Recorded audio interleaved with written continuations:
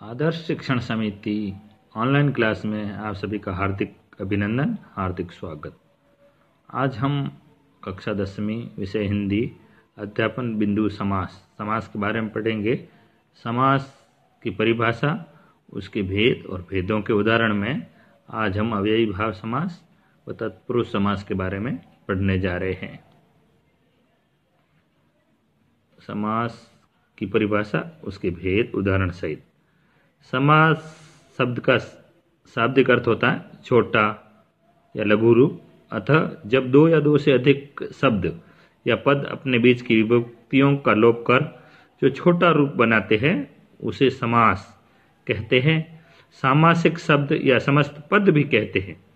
जैसे रसोई घर, तो रसोई के लिए घर शब्द में से के लिए विभक्ति का लोप करने पर या उसको हटाने पर जो नया शब्द बना वह बना रसोई घर, जो कि एक सामासिक शब्द है। इसी प्रकार हम और भी विभिन्न प्रकार के शब्द लेके और उसका विभक्ति का लोप करेंगे तो वो एक सामासिक शब्द बन जाएगा। और जो सामासिक पद है उसको अलग करने को समास विग्रह कहते हैं। जैसे किसी समस्त पद या सामासिक शब्द को उसके विभिन्न पदों एवं विभक्तियों सहित पृथक करने की जो क्रिया होती है उसको हम समास विग्रह कहते हैं। जैसे विद्यालय शब्द है तो ये सामासिक या समस्त पद है।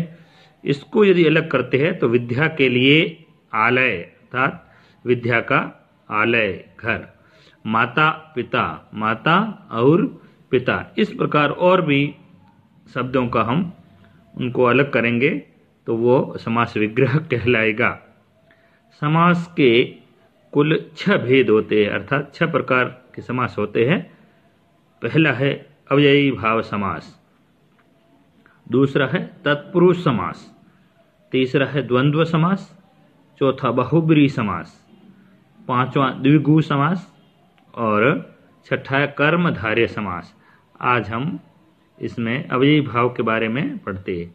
अव्ययी भाव समास में प्राय पहला पद अर्थात प्रथम पद प्रधान होता है, मुख्य होता है।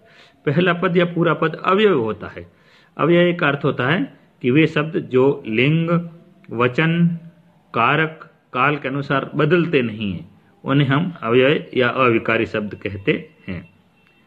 यदि एक शब्द की पुनरावृत्ति हो और दोनों शब्द मिलकर अव्यय की तरह प्रयुक्त हो तो वहां भी अव्ययी भाव समास होता है।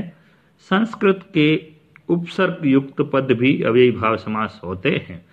जैसे यथाशक्ति, अर्थात शक्ति के अनुसार, इसमें यथा शब्द नहीं बदलेगा तो ये अव्यय शब्द है। यथाशीघ्र, जितना शीघ्र हो सके, अर्थात जितना जल्दी हो सके वो। ऐसे पुनरावृत्ति शब्द होती है पल पल, क्षण क्षण, तो इनमें भी प्रथम पद होता है वो बदलता नहीं है, अर्थात ये भी पुनरावृत्ति शब्द भी पुनरुक्ति के कारण जिस प्रकार के हमने ऊपर पढ़ा तो ये अव्ययी भाव समास में आते हैं। क्षण क्षण, पल पल, तो घर घर, इस प्रकार के शब्द है ये अव्ययी भाव समास में आएंगे। अर्थात एक बार पुनः देखेंगे कि पहला पद है वो प्रमुख होता है तथा उसमें लिंग, वचन, कारक, काल के अनुसार कोई बदलाव नहीं होता है, वह अव्ययी भाव समास कहलाता है। उसी प्रकार दूसरा समास है वो है तत्पुरुष समास। इस समास में दूसरा पद प्रधान होता है, अर्थात मुख्य पद होता है वो दूसरा पद होता है और विभक्ति में लिंग, वचन दूसरे पद के अनुसार होते हैं। इसका विग्रह करने पर कर्ता व संबोधन की विभक्तियों जैसे ने, हे, ओ, अरे के अतिरिक्त किसी भी कारक की विभक्ति प्रयुक्त होती है तथा विभक्तियों के अनुसार इसके उपभेद होते हैं। जैसे भावपूर्ण, अर्थात विग्रह करने पर भाव से परिपूर्ण। गुरु दक्षिणा, गुरु के लिए दक्षिणा। बंधन मुक्त, बंधन से मुक्त। गंगा जल, गंगा का जल। आप बीती, आप पर बीती। इसमें कारक पदों का लोप होता है और वो तत्पुरुष समास कहलाते हैं। इस प्रकार हमने 2 कारकों को पढ़ा, तो उनमें से आज हम इस गृह कार्य को भी समझें और करें। तो गृह कार्य में पहला प्रश्न है समास की परिभाषा लिखकर भेदों के नाम लिखना। दूसरा प्रश्न है अव्ययी भाव समास व तत्पुरुष समास के सामासिक शब्द लिखकर और उनका समास विग्रह कीजिए। तो इस प्रकार के शब्द जो इसमें वीडियो में भी दिए हमने पढ़े, इस प्रकार के ही शब्द आप स्वयं बनाकर और उनका समास विग्रह करेंगे तो ये आपको बहुत अच्छे तरीके से समझ में आ जाएगा।